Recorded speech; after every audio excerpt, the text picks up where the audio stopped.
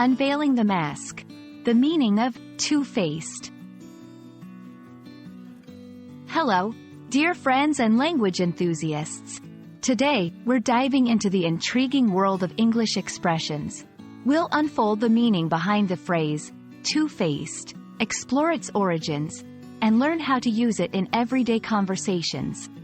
Whether you're a beginner or an advanced English learner, understanding such expressions can add flair to your language skills. So, let's get started. Have you ever met someone who says one thing to your face and another behind your back?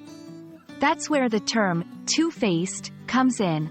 Being two-faced means being dishonest or insincere, showing one face to some people and a different one to others.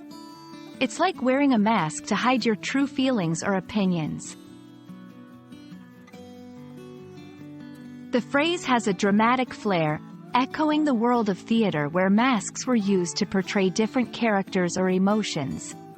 While the term, two-faced, isn't from ancient theater, it captures the essence of changing faces or being deceitful. Historically, saying someone has two faces was a powerful accusation of duplicity and hypocrisy. Let's look at how to weave this phrase into our daily speech. For example, I thought she was my friend, but she was two-faced, complimenting me then criticizing me to others. He's known for being two-faced.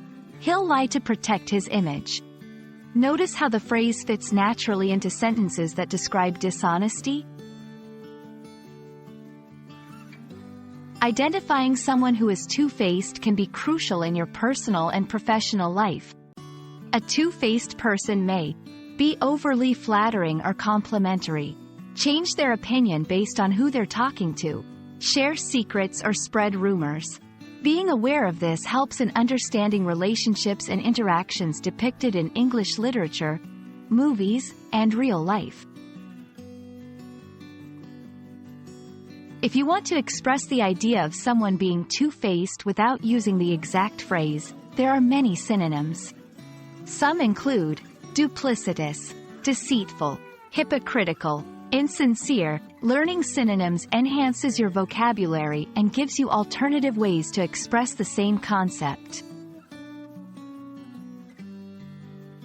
I hope this exploration of the phrase, two-faced, adds to your understanding of English idioms and their usage.